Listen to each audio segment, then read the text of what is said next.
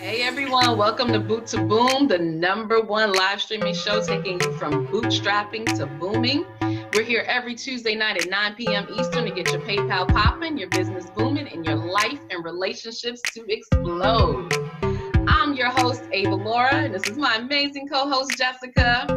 And we're really excited for another edition. We have a phenomenal guest for you all. We're going to get a little bit into that in a moment. But before we do that, if you haven't already, go ahead and make sure you subscribe to our channel here on YouTube. Go ahead and comment, share it out to the world. Anybody who is interested in business, has a business, needs some inspiration, needs some motivation, go ahead and share this out. All right. And let me go ahead and introduce to you my phenomenal co-host. Jessica is an experienced online business consultant that has over a decade in assisting SME business owners within the digital media sector. She is the editor of the Digital Feel Good magazine, podcast, and web series. I highly suggest that you check that out. Throughout her 25 years of practice, she has worked with well-known Wall Street and Fortune 500 companies, television celebrities, healthcare providers, leading public figures, and community leaders. And one of her greatest achievements has been to actively participate in the leading successful negotiation of a multi-million-dollar partnership. So now I have the privilege of introducing you all to our founder and also my co-host, Avalaura. So Avalaura is an internationally celebrated intuitive consultant and life coach who takes her clients from whole to wholeness in their life, relationships, and business. She guides them through a powerful healing process that helps them discover who they are, who they wish to be, and how to get there. If now's the time for you to live a freedom-focused life, detox yourself of limiting beliefs that no longer serve you, and create an unrecognizable reality, then Avalaura is the guide you've been waiting for. So you can get your consultation today by emailing avalaura@avalaura.com. And we're just going to get right into today's episode. I'm really excited about it. We have a phenomenal guest who just dropped some amazing information. So I know you all are really going to like this episode. So we're just going to go right on in. So our popping topic for the night is embracing opportunities that are outside of your comfort zone. So I know myself, I have definitely struggled with this, but Avalaura has a special story she wants to share with you all. So Avalaura, tell them a little bit about your experience with all of this. Yeah, this is something that, as you'll see coming up next, our guest Lyvonne talked about. She's a phenomenal woman doing incredible things. And, she mentioned something during her interview, which I think was so profound for women, but really not just women, men too. Because we all tend to shrink a little bit when it comes to these opportunities that are really, out of our comfort zone, that are big. I mean, here we are, we're in business, we're doing these incredible things, we're working hard, we want the opportunities to come, but then when they come, we kind of shrink and say, ooh, am I good enough for that? Can I do that? Am I qualified enough? And of course you are, because that's the reason you got the opportunity in the first place. But it's that level of growth when it's something that requires you to shift a little bit. And what happened for me is I actually got a really great opportunity from my life coaching school where I did my certification, where the founder said, Avalaura, I want you to teach our life coaches how to market themselves using social media. Now, this is a school, they, accredit thousands of life coaches a year. Phenomenal opportunity. They're doing great work. And I'm all excited because I'm like, well, yeah, of course, sure. Because I'm marketing myself on Facebook every day. But when he asked me to do it, and then when he asked me to start, I said, oh my God, well, what am I going to say? What am I going to do? And why did he choose me? Well, I don't know. Can I do this? Now, here I am doing this every day. And have been doing this every day, really since I started my business over 12 years ago, marketing myself on social media. So before Facebook, I started back in MySpace days, okay? Now, obviously, this has had to shift and change, right, over time. But the point is, I kind of know what I'm doing. Yeah. But the minute that opportunity came, I second-guessed myself. So that's what we want to talk about today, because how many of you all are doing this? You are prepared. You've done the work. You're an expert in your field. You got all this going on, and then the opportunity comes and you're like, ooh, oh my gosh, wait, am I ready? Can I do that? Why'd they ask me? I'm sure there's other people. Well, no, I want to do it, but okay, well, is my work good enough? Jessica, can you relate? Absolutely. So I think the biggest piece of all of this is that, and I was telling Avalaura when we started to talk about this topic offline, is that I get a lot of clients that come to me where I feel like they're at a certain level in their business, and what could I possibly have to offer them that would be of any substance? But it's like Avalaura said, they've seen your work. They've already done a full analysis of everything that you have, and they are saying, you know what, I want to work with you. And it's not up to you to say whether or not you're worthy of it, whether, it's really just up to you to step into that position and go, yes, I'm willing to accept it. Or if you want to deny it because of whatever reason, which I don't understand why you would ever do that, especially if it's a great opportunity, but for whatever reason, you just need to really assess whether or not this is the direction you want to go. But really, truthfully, when you have things that seep up, they're coming up for a reason. So look at the true reason, not just the fact of, oh, it's just because, this opportunity is so big, or why did they choose me, all this good stuff. You can do the work. You can definitely do it. But we really need to assess whether or not this is truly something that I want to do, because then you'll have to learn a whole nother level to really provide results on that level. And like you said, you're a life coach. You want to change lives. You didn't get into this for social media. You just so happen to bump into it and be good at it, right? But if you are a life coach and you want to help people really, either get their certification or, make their lives better, live a better life and all that good stuff, do you truly believe that social media will help them do that? It'll help their business, but will it help their lives? So if you believe that, go for it. But if you believe that, teaching them social media isn't really my wheelhouse, I can do it, like you say, because you absolutely can do it. You have the skills to do it. But is it something that you're going to enjoy? And if it's not something that you're going to enjoy in your business, don't do it. Mm-hmm.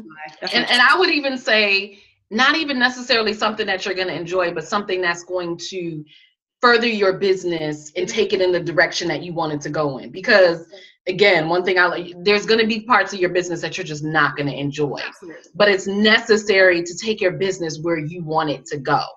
Yeah. And so for me, I looked at it and said, absolutely, if there's more eyeballs on me, there's more eyeballs on my business. And quite frankly, one of the things that happens, particularly in coaching circles, mental health service, circles, any circles where there's service providers, a lot of times what happens in our when we go to school, right, when we get our graduate degrees and certifications and things like that, we are taught how to provide service for our clients, but we are not taught how to market and brand and our services and how to sell ourselves. Absolutely. And so one of the things that has happened is that I've gotten a lot more clients in that space because I've been doing it for so long. Not that it was anything that I ever set out to do, but because I've been doing it so long, and people are like, well, how have you built this holistic practice? How are you doing this? Because it's not something that you're taught in school. So I'm actually enjoying it because, like you said, it is a part of it where I'm still getting to help people, and I'm getting to help make dreams come true. And if you're an expert in your field and you're doing amazing things, but you don't know how to market yourself on social media, and I can come in and say, hey, look, you can do this, and I've done it, and this is what you do.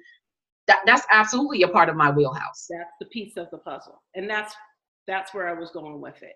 And so I say all of that not just to say it towards Avalaura, but for you all that are watching this, really assess where you're at with it. Like Avalaura said, Avalaura's like, oh yeah, no, it's all a piece of the puzzle, and I'm like, absolutely, right?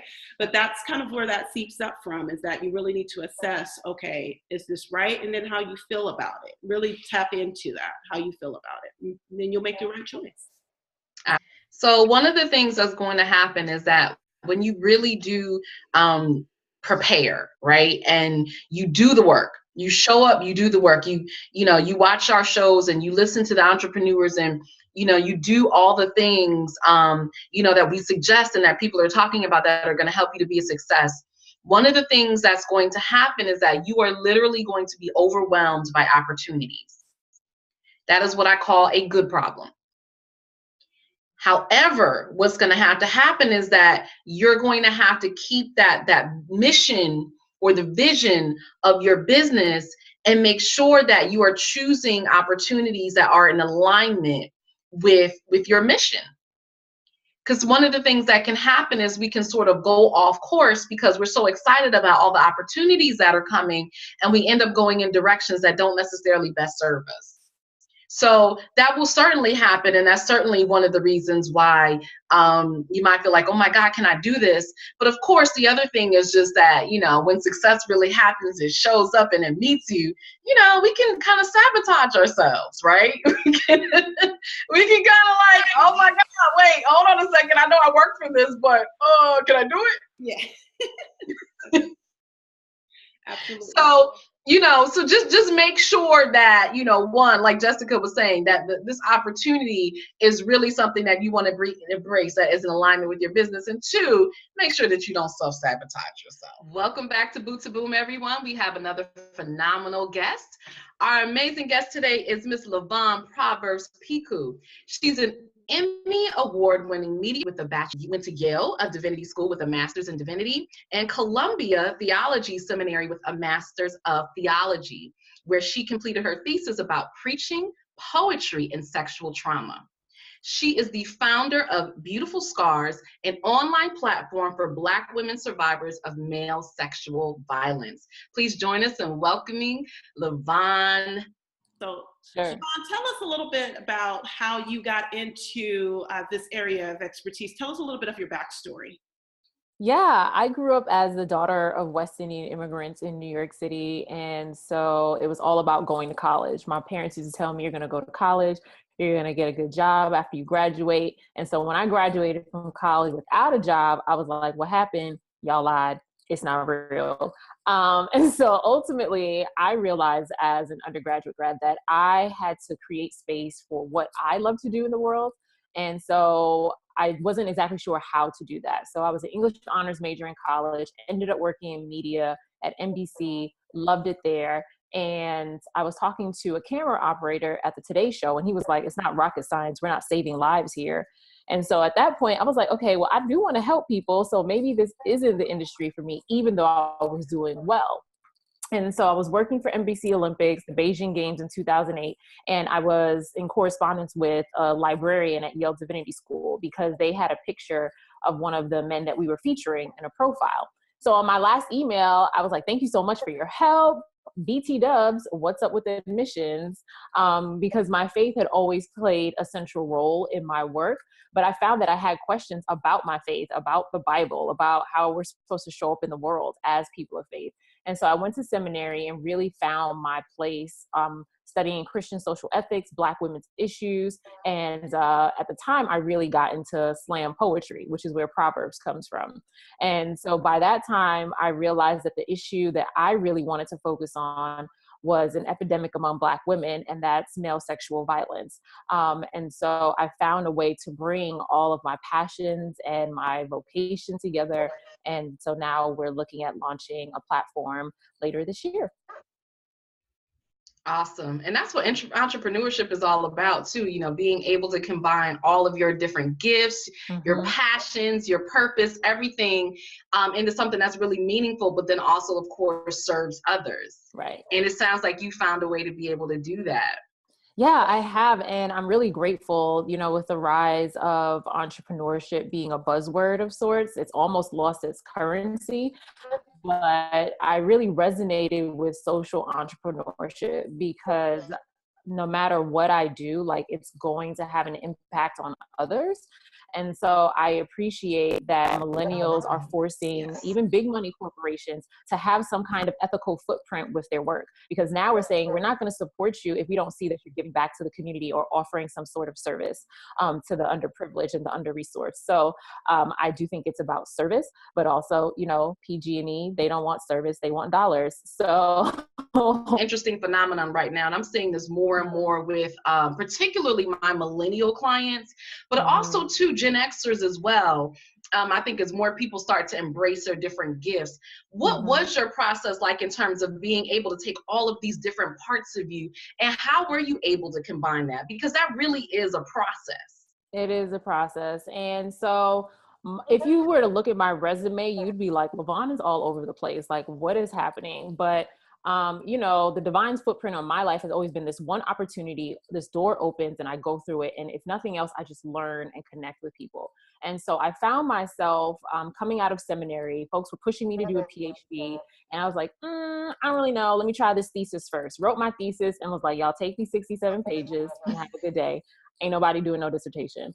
So I realized I wanted to be with the people. So I transitioned into teaching 8th grade English, which completely took me out of the academy, the tower, thinking abstract and theoretically, right? Very on the ground, very hands-on. And so after that, I was like, well, let me just see what it's like in the faith world. And so I was a youth and young adult pastor at a large Black Baptist church in Northern California. And when I was there, the presidential election happened in 2016. And I was like, all right, I gotta get out again. I gotta get in these streets. And then Me Too happened. And so for me, like these events just line up, whether it's in my personal life or in society, where it's like, ding, ding, ding, something goes off. And I'm like, this is literally your expertise. This is where your passion lies. You need to pay attention to what's happening and insert yourself into the conversation. And so there was this zenith moment where everything came together. And I would love to share a bit about the program that I was a part of. It's called Do Good X. It's a creative organization based in Atlanta, and they nurture faith-motivated social entrepreneurs who wish to do good in the world. And so I was a part of their inaugural cohort and ended up really identifying what it is that I was passionate about, but also what that would look like with a business model. And so it pivoted a bunch. It was a subscription service. It was, you know, a traveling workshop. And I realized that in order to share my gifts widely, I had to use technology. And so I have to create programming that people can access without my physical body being present. And so Do Good X really handheld me through that process. It started with a 2.5-day jumpstart. You meet your colleagues, you learn about each other, you go through a 6-week online curriculum with different entrepreneurs telling you about their stories. And then it ends with a 5-day boot camp where you're living together in this luxury lakeside house and practicing your pitch and going over ideas. And it was at that moment, after we had gone through all the legwork, that we started to develop an ecosystem among each other. You know, Issa Rae has talked about how so many times we try to network up and go to the VP, the president, or the owner, when you need to be networking across lines, right? With your colleagues who are progressing along with you. Well, anyway, long story short, it ended with a Good for Pitch event, and people pledged all kinds of social efforts. But this year, they have actually pledged $10,000 seed money grants for numerous applicants. So that application is due June 1st. So if anyone's interested, you just go to dogoodx.org and you can apply for that. There's tuition involved because they want to see you hustle, but they also know what it's like being Black and brown in America and systemic racism and, you know, poverty and such. So there are scholarships available too. And lastly, for folks like y'all, they are looking for successful entrepreneurs to be mentors. So if you feel like that's something you want to be a part of, yeah, it's a really great experience. Absolutely. Awesome. Love that. You know, what's some of, you know, some things that you could tell them to do that they can get their voice heard within that movement? Yeah, that's a great question. I mean, with the advent of technology, like we've had rapid globalization of the world. So you have access to people around the globe, and you really don't have an excuse not to get your messaging out there. That being said, and I know you talked about this on Boot to Boom previously, this idea of confidence and just believing in what you have to say, knowing that your voice is important. I think for Black women in particular, you know, we've been taught not to get angry or loud, and, you know, you always have to lower your voice. Like, no, that's crap. Show up in the world how, you know, you were created. And so I think it's important to not kind of burden yourself with perfectionism. I think when you have a message, just get it out as quickly, as simply, and as creatively as possible. A lot of times I'll think about posting something on Instagram and I'm like, oh, here's my caption. I'm like, wait, is that caption good enough? No, let me use something else. And then you start overthinking it, and then you end up not doing it at all because now you talked yourself out of it. So I think just moving forward with what you have and trusting that you're prepared, if you are in fact prepared, trust the work that you put into it, and just make contact with people. Awesome. I love that. I'm so glad you said that too, because I've come to realize and notice that we talked a little bit about this on my podcast, The Digital Feel Good, where we kind of talked about answering the call. When you hear calling and you hear, something kind of pulling you towards this action, this thing you're supposed to do, then do it. Right. Just answer that call. But then also to follow that along the lines as well as you sit down, you get ready to post on Instagram, and then you're like, okay, this is a great picture. I look amazing. Those good.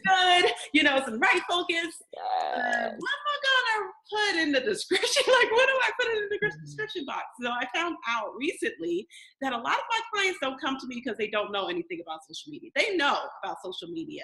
It's the fact that they are overthinking it. They're overanalyzing what they're supposed to do. We really dive deep into, okay, you know what? Just sensually click in on, what do you want to say with this picture? What is this picture saying about you as an individual? Not so much what you want the caption to say, blah, blah, blah, blah. Is it going to get enough views or enough likes, or what hashtag I should put with it, right? Overanalyze. So right? And the truth is, it's like you just don't know what's going to go viral and what's going to speak to really people. Don't. I mean, I'm so fascinated. I'll put up something, I'm so excited about it because I'm like, oh my God, this was so deep, and this experience is so many people going to benefit from it, and it'll get like 5 likes. Right. And then I'll put up something like ridiculous that I'm just thinking about and I'm never expecting anything, and it'll get like 100 likes and shares, and I'm like, really?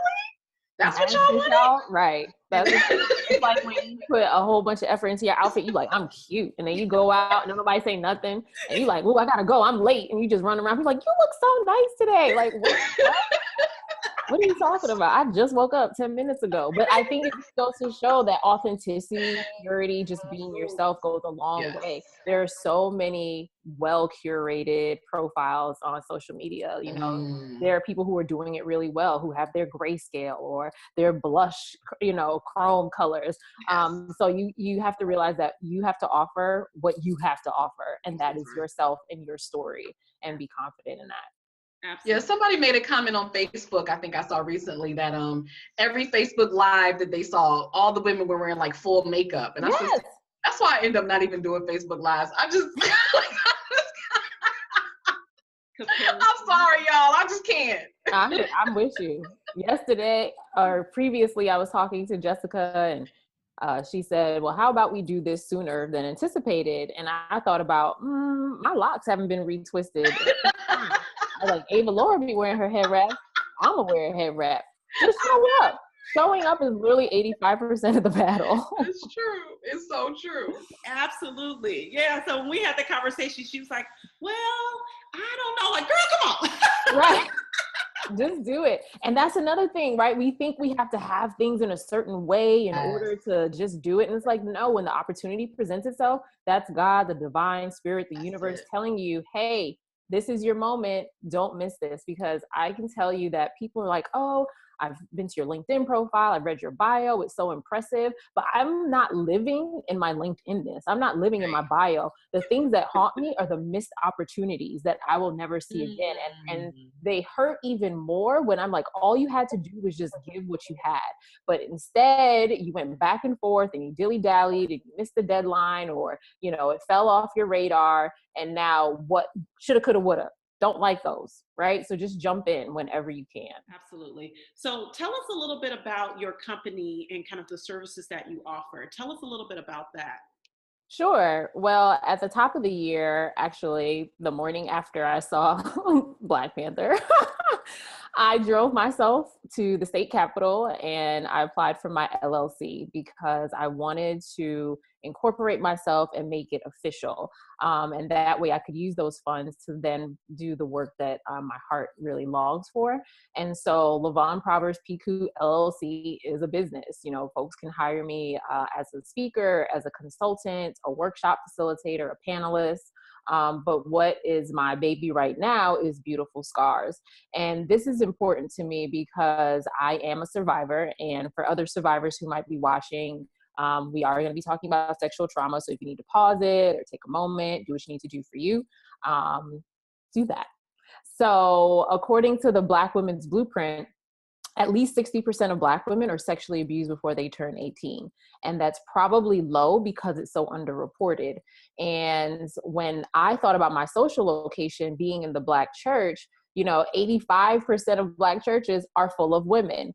And so for me, I was like, that means that in the Black church community, 50% of our congregations have been sexually abused before they turn 18. And we're not having ongoing conversations about that. If half of your congregation just up and got the flu, folk gonna be like, what's going on? It will be an outcry, an epidemic, you know, all kinds of declarations and safety. And I'm like, this is happening. It's just not being brought to the surface. And so even as I was preparing to converse with y'all, you know, there's no such thing as a taboo topic. And so here I am being pushed to talk about sexual trauma, words like rape, words like molestation, words like incest. They're not words that we hear every day, even though we live in a rape culture. We live in a culture where a woman can have her boobs out, you know, in a tank top and a spaghetti dress. But if a woman has her boob out to breastfeed her child, oh, that's indecency, right? And so we have to think about the messages that we're receiving about our bodies. And it's important to me as a survivor to let people know that I have gone through this and I am able to talk about my story openly. And I know that it doesn't define me, but it is a part of me. And because the numbers don't lie, I know that there are so many Black women who also share this story. And so I want to help us integrate these narratives into our lives. Black women are the fastest growing group of entrepreneurs in the world and the least funded. And I can't help but see the connection between Black women and sexual trauma and how that shows up in our lives, even if we are really successful. So there are those of us who didn't go the route of the stripper and the prostitute. We went the route of type A, you know, perfectionism, valedictorian in 6th grade, right? That was the route that we went. And so I'm thinking about all the entrepreneurs, the CEOs, the doctors, the lawyers, who have never addressed the issue of the sexual trauma that happened in their lives. So for me, I really want to help Black women integrate those narratives so that we hold systems accountable and change them so that we end male sexual violence altogether. Wow. That was powerful. Yeah. You know, and you actually just made me think of Roxanne Shante because about I gotta see it. I know. And I was sitting there like, oh my God, I didn't know this about her. I can't believe she experienced all of this. And I had no idea. And for her to really be at the top of her game and be a pioneer in hip hop and her sexual abuse history and the trauma that she went through, it was just, you know, it astounds me because Black women go through that every single day and we just keep it moving and keep it trucking. And you would never know because exactly like you said, we're just showing up and doing these brilliant things in the world so no one knows. Right, until they get to know you, right? I remember when I was younger, my boyfriend went to touch me on my thigh, not like aggressively, just very sweetly, and I flinched. And I didn't realize it, but at the time, that was PTSD, right? That was me saying, oh, I'm not used to safe touch from a man. I'm not sure what's happening here. And so a lot of times people talk about Black women are angry, Black women are bitter. No, Black women are traumatized. Yes. And because a lot of times we don't talk about, you know, going to see a therapist, especially in the Black Christian community, it's all about Jesus. I'm like, listen here. Okay, Jesus made therapists. Please stop. So get thee to 211, get thee to psychologytoday.com and find you somebody according to race, gender, sexual orientation, whatever location, and have a formally trained person walk you through your life story. I don't care if you had a picture perfect childhood. everyone can benefit from talking to a mental health care provider. Absolutely. Oh my goodness, that is so important. And I think that's one of the things that kind of attracted me to your bio, your story in whole, is that I wanted to start to have these conversations. And that's the great thing about having your own platform and being able to have conversations outside of the realm, right? As an entrepreneur, as you said, I've even experienced, I know I have even kind of thought about going back to school to get my master's or my PhD in psychology, because I'm like, that's exactly what I'm doing. I'm like doing therapy with a lot of my clients. You are. Right? That's exactly what Because you are. when they don't want to get on camera, then I have to go deeper as to what's the reason why you don't want to get on camera. Okay, why are you afraid of your voice? Why are you afraid of showing up? You know, I really have to dive in deep into their story, into their past, and find out, oh, it was because, you know, this happened or that happened. Okay, now how do we go from that? How do we move forward? Absolutely.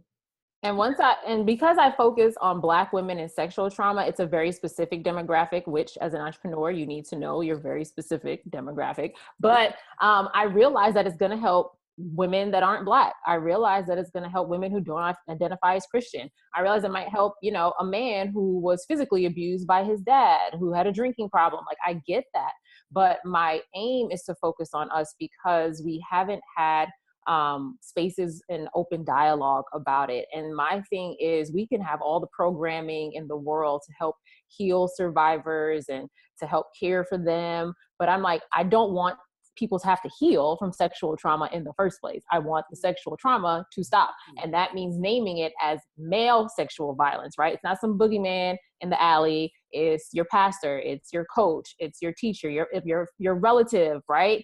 And so I want us to have those hard conversations, but we can't even engage in that until we can first identify that, one, that was sexual trauma. A lot of times the first thing people say is, oh, well, you don't want to like stir the pot. You don't want to rock the boat, or it happens to everyone. You just need to forgive and forget. Like, that's crap.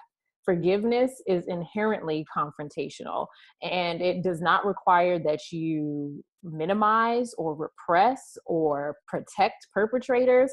Like, it's time out for all that. And I love that we're seeing Me Too and Time's Up and all of that, but I also don't want people to become desensitized to it. Absolutely. You know, I follow along with my Google alerts to see what's happening with sexual abuse and sexual trauma, and I'm seeing people being prosecuted, but not in the Black community as often. I've seen white men, a Latino or two, but because it's an epidemic, I really want to see us eradicate it. Absolutely. Because once Black women are free, everybody else gonna be free. So. Oh.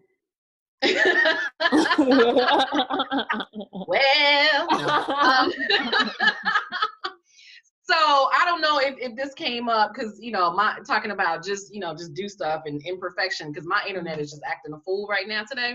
That's okay. So I don't know if this came up or not, but how is the church perceiving your message and the work that you're doing? That is fabulous.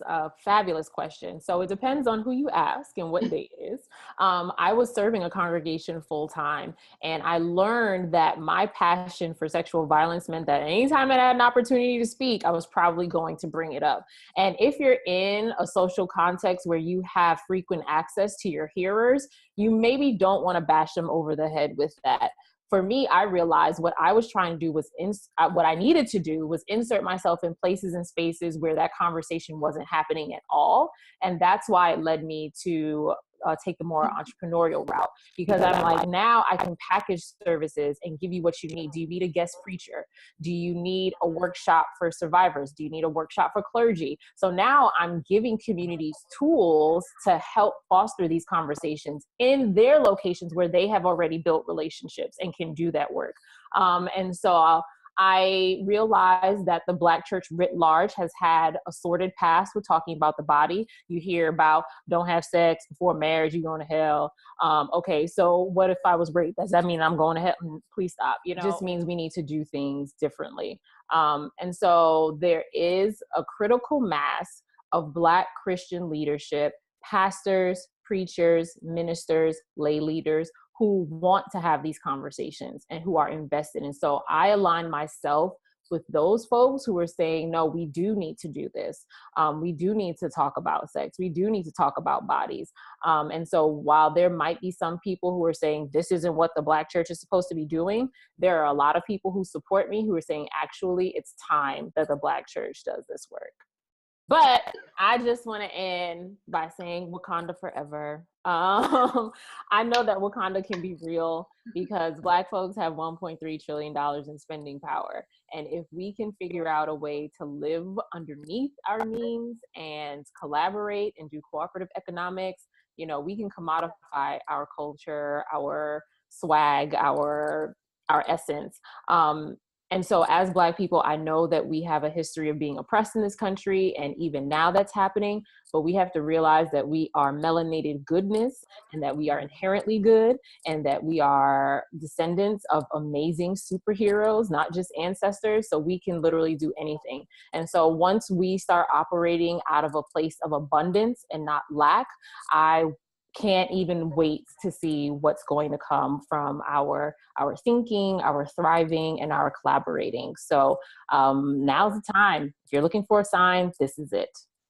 Yeah, absolutely. So I love just that. on our last question here, and then tell us where we can find you as well. What's next on the frontier for you? What's next for you and your business? Thanks. That's a great question. And so folks can feel free to visit me at lyvonnep.com. That's Lyv as in Victor, O-N as in Nancy, N-E-P.com. I'm sure the link will be included. And there, if you're interested in signing up to be a part of Beautiful Scars, you can do that. You can also contact me. There are definitely some asks. I'm looking for t-shirt printing and distribution, as well as website design with customer relations management systems. But aside from that, I'm partnering with companies, everyone from churches to tech giants, since I'm based in the Bay Area, and facilitating workshops to help build community so that we can work on advocacy. So if you're looking for a guest speaker or a panelist or a workshop provider, I am definitely there. And in order to help you do that without me being physically present, soon we'll have some online coursework that you can take. So whether you're on your own journey of healing or you're a fierce advocate and want to join alongside this work, there's a place for you. Thank you for tuning in. Tune in next Tuesday to get your PayPal popping, your business booming, and your life and relationships to explode. Mm. Everyone.